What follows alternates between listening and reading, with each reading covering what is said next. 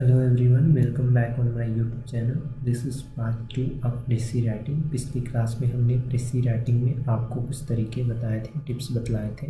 ज़रा मैं उसे रिवाइज कर देता हूँ आपके लिए। जैसे कि मैंने आपको बतलाया था, प्रेसी राइटिंग में कुछ चीज़ें आपको ध्यान रखनी है, जो मोस्ट इम्पॉर्टेंट बातें हैं। तो आपको मैंने बतलाया था कि रीड करनी है। सबसे पहले आपको मैंने रीड करने को कहा था, और रीड करने के साथ साथ मैंने आपको उसे एनालिसिस करने को भी कहा था। और क्या कहा था बतला दीजिए मुझे, तब मैं पेन ले लेता हूँ ना। देखिए, सबसे पहले मैंने आपको कहा था कि आप उसे रीड करेंगे, प्रेसी राइटिंग को। सबसे पहले आपको क्या करनी है, रीड करनी थी। उसके बाद दूसरे पॉइंट में इम्पॉर्टेंट थीम को नोट डाउन करना था। तीसरे पॉइंट में मैंने आपको क्या बतलाया था, चीज़ों को एनालाइज करना है।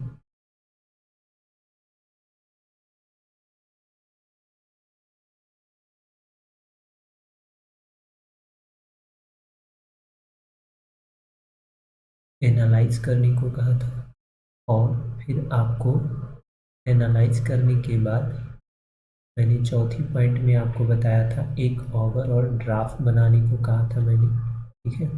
और पांचवी बात मैंने क्या बोला था आपको, जो आपने ड्राफ्ट बनाया है उसे सही तरीके से अरेंज करने को कहा था। और सबसे छठी बात मैंने ये कहा था कि प्रेसी को फाइनल टच देना है ना। ये मैंने आपको लास्ट क्लास में बतलाया था। रीड करने को कहा था, इम्पॉर्टेंट थीम को नोट डाउन करना था, या अंडरलाइन करना था, या लिखना था, जिस तरीके से आप कर सकते। उसके बाद एनालाइज करना था, आपको ऑब्जर्व करनी थी कि क्या क्या बातें इसमें कही गई है, ठीक है ना। ये अगर आप ऑब्जर्व कर लेते हैं तो इसे अपनी लैंग्वेज में, याद रखिएगा, अपनी लैंग्वेज में उन सारी बातों को लिखना था, उन सारी बातों को लिखना था जो आपके पैसेज में कही गई थी, ठीक है ना। उन सारी बातों को लिखना है जो आपके पैसेज में कहा गया था, लिखना है ना। उसके बाद अरेंज करना है। जैसे कभी कभी क्या होता है ना, सीक्वेंस आगे पीछे हो जाती है, तो ये आगे पीछे नहीं होनी चाहिए। ये मैं आपको पिछली वीडियो में बता चुका हूँ, मैं बार बार रिपीट करके इसे लंबा नहीं करने वाला हूँ। और लास्ट में आपको क्या करना है, फाइनल टच देना है, जिससे आपकी वीडियो क्या हो जाएगी, कंप्लीट हो, सॉरी, इससे आपका प्रेसी राइटिंग क्या हो जाएगा, कंप्लीट हो जाएगा, ठीक है। इसके अलावा मैंने कुछ बातें और भी कही थी। सबसे पहले मैंने कहा था आपको इनडायरेक्ट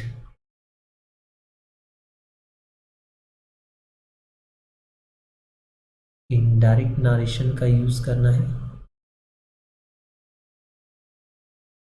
दूसरी बात मैंने और कहा, क्या कहा था, पास्ट टेंस का यूज़ करेंगे। और एक बात और कही थी कि आपको प्रोनाउन जो यूज़ करना है वो आपको थर्ड पर्सन यूज़ करना है, ठीक है। ये मैंने आपको बतलाया था। ये 3 पॉइंट थे। अब सबसे मोस्ट इम्पॉर्टेंट बात ये आती है टाइटल, है ना। कोई भी चीज़ अगर आप पढ़ते हैं तो उसका ऑब्जर्व होता है, कुछ ना कुछ टाइटल हो सकता है, उसका कुछ नाम हो सकता है, ठीक है। तो आपको क्या देना था, एक टाइटल देना था।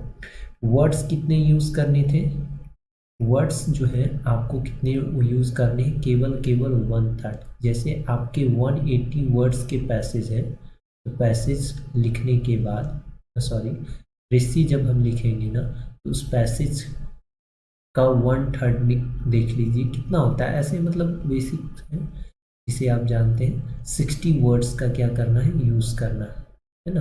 ये आप जानते हैं, और ये मैंने आपको लास्ट वीडियो में, पिछली वीडियो में आपको बतलाया था, ठीक है। इस वीडियो में हम लोग प्रेसी राइटिंग लिखते कैसे वो हम लोग करेंगे, ठीक है। यही आपका पैसेज था जिसे आपको पढ़ना था, और पढ़ कर करके आपको आंसर करनी थी, खुद से लिखनी थी, ठीक है ना। जैसे कि एवरीबडी नोज, एक सेकेंड, हाँ, everybody knows what a good man means and how he should be. Our definition of a good man is the one who does not smoke or drink, avoids the uses of bad language. A good man is ideally expected to converse in front of men as he would in front of women. He is also expected to attend the church regularly and have correct options on all subjects. He has a wholesome horror of wrongdoing and realizes that it is our painful duty to reprimand sin. He is not anticipated to have wrong thinkings and has the authority to protect the young. His duties are not just restricted to the professional front but also needs to spend quality time doing good deeds. He must be patriotic and a keen believer of military training. He should promote industry, must be sober, and have virtue among vices earner and their children. He must be a role model for all, and it is expected that he leads a way which the younger generation would willingly follow. Above all, of course, his morals in the narrow sense must be admirable. मैंने तो इसे पढ़ लिया, आप इसे पढ़कर देख लीजिए। उम्मीद करते हैं आप पढ़े भी होंगे और इसे घर पे बनाने की कोशिश भी किए होंगे। कुछ विद्यार्थियों ने मुझे सेंड किया, दिखाया था कि इस तरीके से मैंने बनाने का प्रयास किया, बहुत अच्छा प्रयास था उनका, बट वर्ड लिमिटेशन कुछ ज़्यादा हो गए थे। इसे आप प्रॉपरली ध्यान रखेंगे, ठीक है ना, वर्ड लिमिट थोड़ा ध्यान रखना है, ठीक है। जैसा कि इसका हिंदी मीनिंग क्या होगा, everybody knows what a good man means and how he should be. प्रत्येक व्यक्ति, हर कोई जानता है कि एक अच्छा व्यक्ति का मतलब क्या है और उसे कैसा होना चाहिए। Our definition of a good man is the one who does not smoke or drink, avoids the uses of bad language।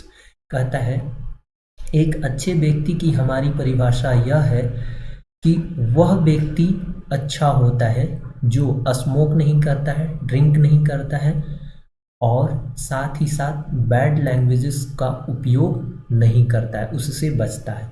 A good man is ideally expected to converse in front of man as he would in front of women. देखो, एक अच्छे व्यक्ति से ऐसी उम्मीद की जा सकती है कि वो आदर्शपूर्वक ऐसे ही बात करता है जैसे वो पुरुषों से बात करता है, ठीक उसी प्रकार से महिलाओं से बात करता है। मतलब पुरुष और महिला यानी लिंग में वो किसी भी प्रकार का भेदभाव नहीं करता है। He is also expected to attend the church regularly। उससे ये भी उम्मीद की जा सकती है, मतलब वे व्यक्ति जो अच्छा व्यक्ति है ना, उससे हम ये उम्मीद कर सकते हैं कि वह व्यक्ति रेगुलर रूप से, मतलब नियमित रूप से चर्च को जाता है, वहाँ पे उपस्थित होता है। And have correct option on all subject, और उसके पास सभी विषयों के प्रति सही विकल्प मौजूद होते हैं। किनके पास? एक अच्छे व्यक्ति के पास। मेरे कहने का तात्पर्य ये हुआ कि कुछ व्यक्ति जो होते हैं ना, कुछ खास सब्जेक्ट्स पे ही ज़्यादा फॉलो करते हैं। सब्जेक्ट का मतलब पढ़ने वाला विषय नहीं, किसी भी पॉइंट ऑफ व्यू को कर सकते हैं, ठीक है ना। तो उसमें कुछ ज़्यादा इंटरेस्टेड होते हैं, बट जो अच्छे व्यक्ति होते हैं वो सब पे बैलेंस बना कर करके रखते हैं। ऐसा इस पैसेज के थ्रू बतलाया गया। He has a wholesome horror of wrongdoing and realized that it is our painful duty to reprimand sin।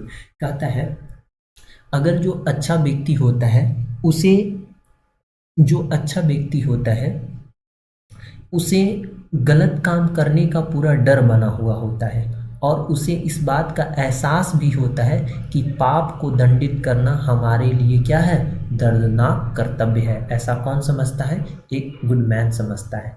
आगे देख लेते हैं। रियलाइज दैट और रिप्रीवेंट सिन। हाँ, he is not anticipated to have wrong thinkings. कहता है उनसे गलत सोच रखने की उम्मीद नहीं की जा सकती है। जो अच्छा व्यक्ति होती है उनकी सोच जो है वो गलत नहीं हो सकती। And has the authority to protect the young, और उनके पास जो युवा पीढ़ी होते हैं उनको रक्षा करने का अधिकार भी उनके पास होता है। बात समझ में आई? आगे देखते हैं। His duties are not just restricted to the professional front। क्या कहता है भाई? उसके कर्तव्य केवल पेशेवर मोर्चे तक ही सीमित नहीं है, कुछ खास प्रोफेशनल व्यवसायों तक ही सीमित नहीं है। आगे क्या कहता है? but also needs to spend quality time doing good deeds। बात समझ में आई भाई? कहता है कि उसके कर्तव्य केवल पेशेवर मोर्चे तक ही सीमित नहीं है, बल्कि उसे अच्छे कार्य करने में भी गुणवत्तापूर्ण समय बिताने की आवश्यकता है। He must be patriotic and a keen believer of military training। उसे एक देशभक्त होना चाहिए और सैन्य प्रशिक्षण में गहरी आस्था रखनी चाहिए। इनको a good man, he should promote industry, must be sober and have virtue among wages earner and their children। क्या कहता है भाई?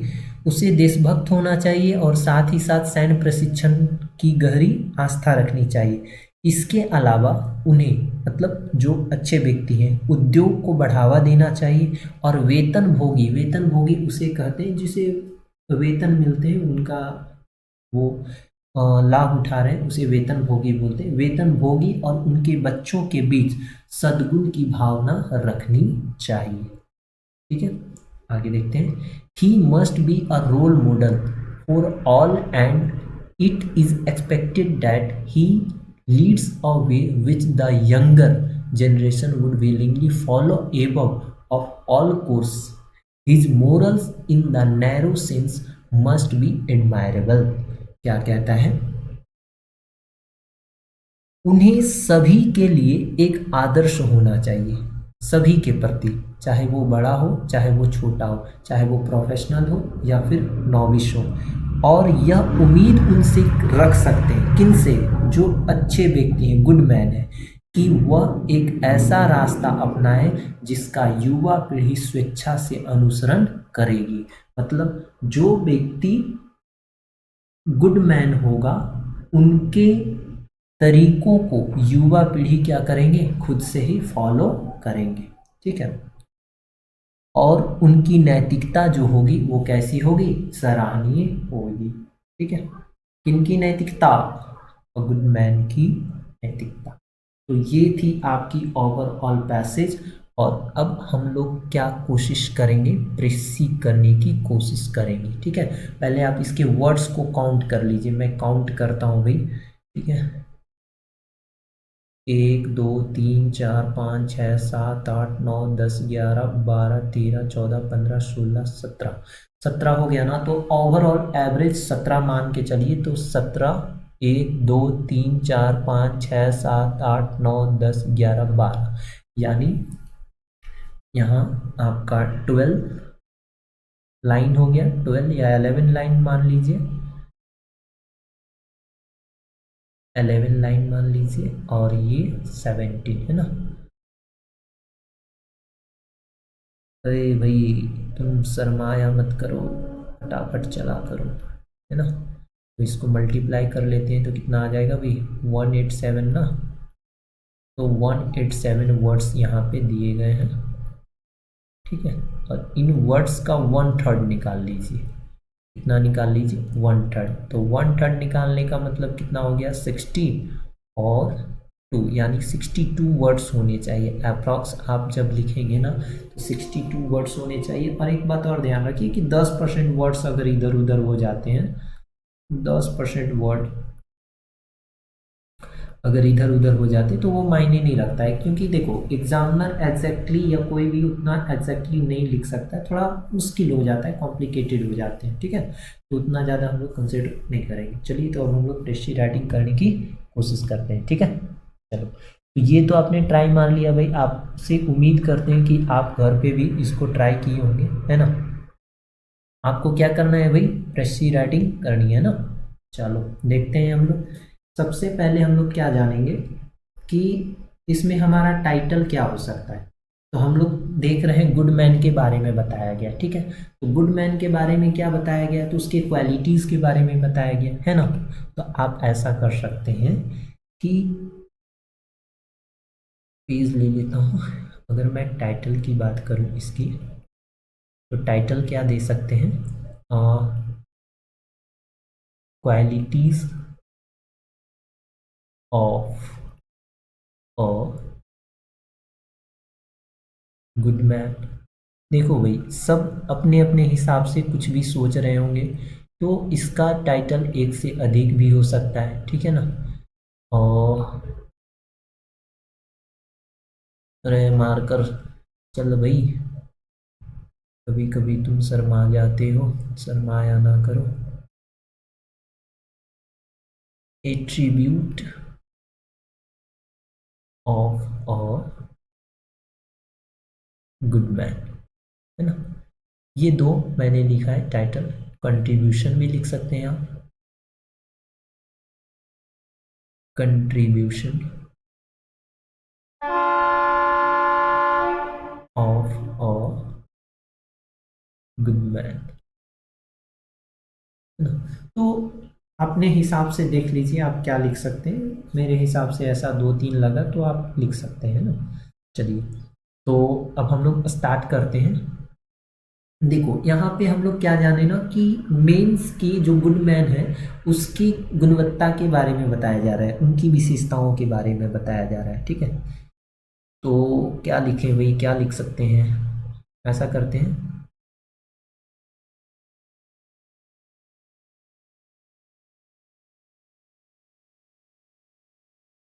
The character characteristic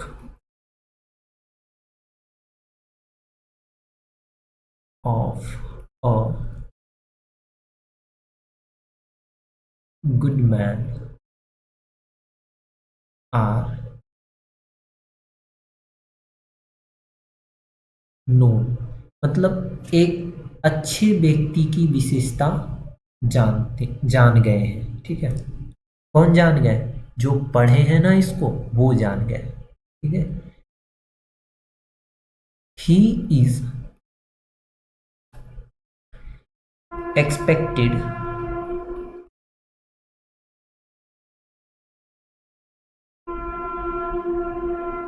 expected he is expected to be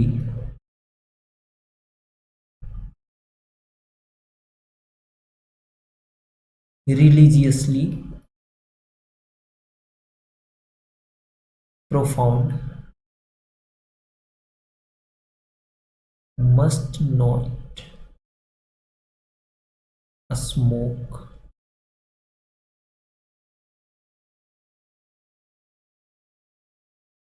drink,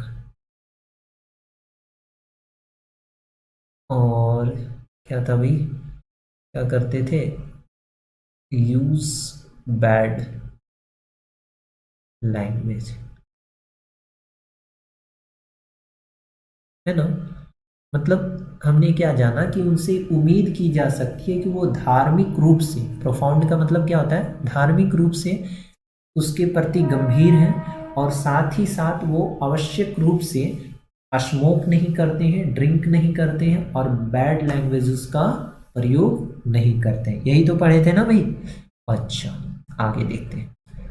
his, मतलब उसके बारे में ये बोल रहे हैं ना, his nature, his nature must be the same for all gender. हमने क्या जाना था कि वो महिलाओं के प्रति और पुरुषों के प्रति, दोनों के प्रति वो एक समान व्यवहार करता है, सही है ना।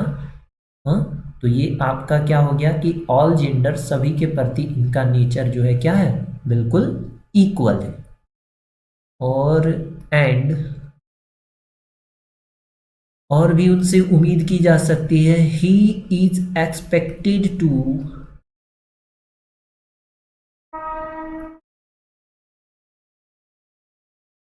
B a role model. किसके लिए बताइए कोई, रोल मॉडल फॉर, आप कहिएगा सर यंगर्स, यंग वंस, ठीक है।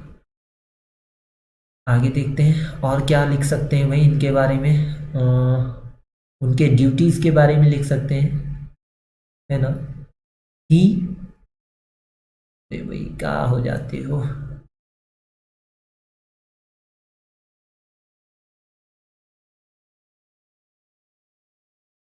He must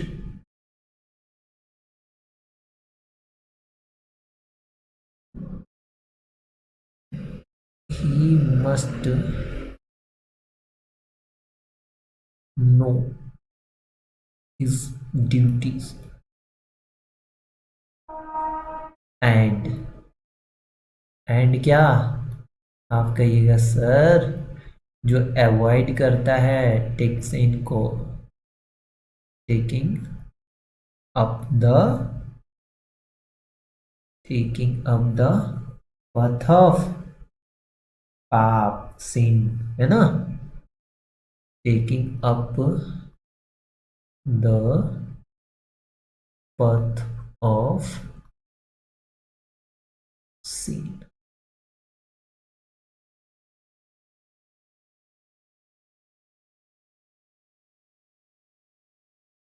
He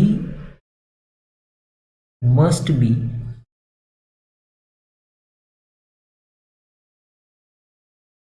good, not only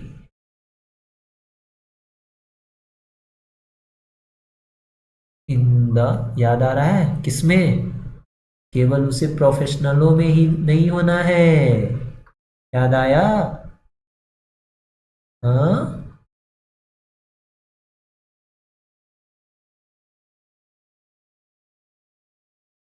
but also help people, इनको, जिनको उनकी आवश्यकता है, ठीक है। चलिए भाई ये आपने लिख लिया, उसके बाद ही मस्ट,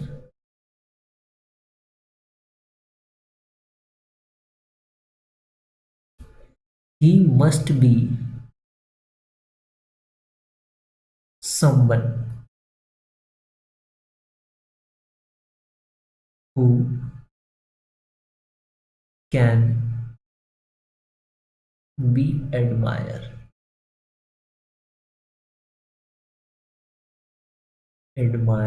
and praiseworthy, है ना। अगर ऐसा करेंगे तो वो व्यक्ति जो है प्रशंसनीय, योग्य होंगे, यही तो था। अब इसमें आप लगभग देख लीजिए भाई कितने वर्ड्स आए हैं, वर्ड्स कितने हो गए,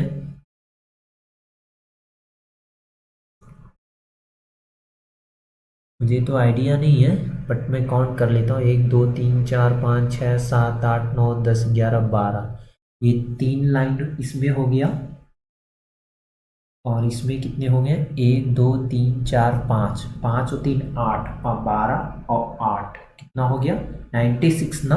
तो लगभग 96 वर्ड हो गए भाई, ये तो हमारे वर्ड्स ज़्यादा हो गए हैं, बट इतना होना नहीं चाहिए था, 96 वर्ड्स। तो इसका मतलब क्या है ना कि उसमें भी वर्ड्स काउंट करेंगे ना तो एवरेज मतलब कि 270 के आसपास में जाएगा भाई, तभी जा कर करके हमारा इतना जा रहा है, नहीं तो फिर उसको छोटा करना पड़ेगा। अप्रॉक्स सारी बातों को ऐड करने के टर्म में इतना तो चला जा रहा है, 100 चला गया, तो उसका 270 के आसपास में होगा, एक बार चेकआउट कर लीजिए, मैं उसको काउंट करूँगा तो फिर लंबा हो जाएगा, या तो फिर इसमें भी कम हो सकते हैं। जैसे इसमें मैंने 12 काउंट किया, 1 2 3 4 5 6 7 8, इसमें 8 ही है, तो वर्ड ये ऊपर नीचे हुआ होगा, 96 नहीं जाएंगे, ये कम ही जाएंगे, है ना। तो ये था आपका प्रेशी राइटिंग, इस तरीके से लिखते हैं भाई। मैंने जो टाइटल यहाँ पे लिखा है ना, इसको आप यहाँ पे लिखिएगा, या तो आप सेंटर में लिखिएगा,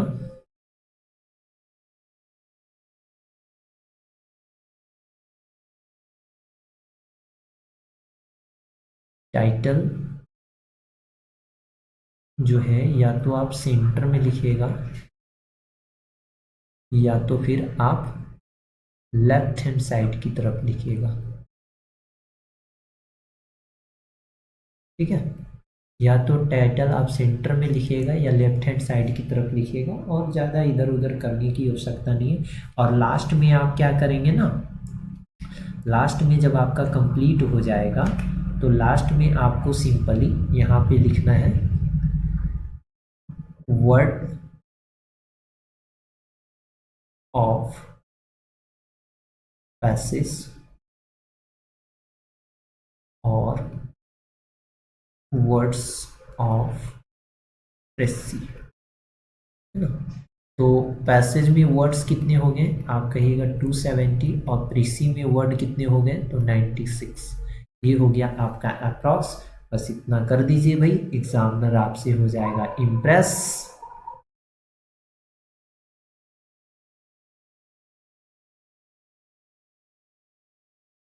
आपसे हो जाएगा इम्प्रेस, इम्प्रेस होके आपको देगा क्या, बड़े बड़े मार्क्स, है ना। चलिए, तो यहीं पे मैं वीडियो को समाप्त करता हूँ। नेक्स्ट सेशन जो मैंने आपके लिए लेकर आया है वो है आपका चैप्टर प्रीपोजिशन, है ना। प्रीपोजिशन हम लोग पढ़ेंगे नेक्स्ट क्लास में, और इसका मैं वीडियो अपलोड कर दूंगा प्रीपोजिशन का, क्योंकि कुछ लोगों का कहना था प्रीपोजिशन मतलब ही प्रीपोजिशन। तो प्रीपोजिशन जो हम लोग पढ़ेंगे, सबसे पहले बेसिक पढ़ेंगे, ठीक है। बेसिक में हम लोग चीज़ों को जानेंगे, जैसे जो हम लोग बचपन में पढ़े थे, बिटवीन हो गया, एमंग हो गया, है ना, ऑन हो गया, ऑफ हो गया, वाई हो गया, विथ हो गया, और विदाउट हो गया। ये सब जो है ना, ये आपके 4 5 6 7 क्लास तक में ही पढ़ना है, ठीक है। और इसके एडवांस सॉरी, इसके जो एडवांस के हैं ना, वो आपको 10th 12th बोर्ड एग्जाम में पूछे जाते हैं, बोर्ड एग्जाम्स के लिए, ठीक है। विशेष करके हम लोग देखेंगे, कंसिडर किस पे करेंगे, BACB और CBS ना। इन दो बोर्ड्स के बेसिस पे अगर आप इंग्लिश लर्न करना चाहते हैं तो पूरी ग्रामर आप पढ़ सकते हैं यहाँ पे, और ग्रामर पढ़ सकते हैं, बुक्स भी आप पढ़ सकते हैं। आपका रैम्बो, रैम्बो या क्या नाम था बुक का, ध्यान नहीं है, बुक का नाम शायद रेनबो ही था। तो वो बुक हो गया, आप टेक्स्ट बुक जो भी आपका चलता है उसको आप पढ़ सकते हैं, ठीक है। लेकिन कमेंट सेक्शन में आप मुझे बतलाइएगा, तब कुछ वीडियोस मैंने डाला है उसे आप देख सकते हैं, ठीक है। चलिए, बाय, गुड नाइट।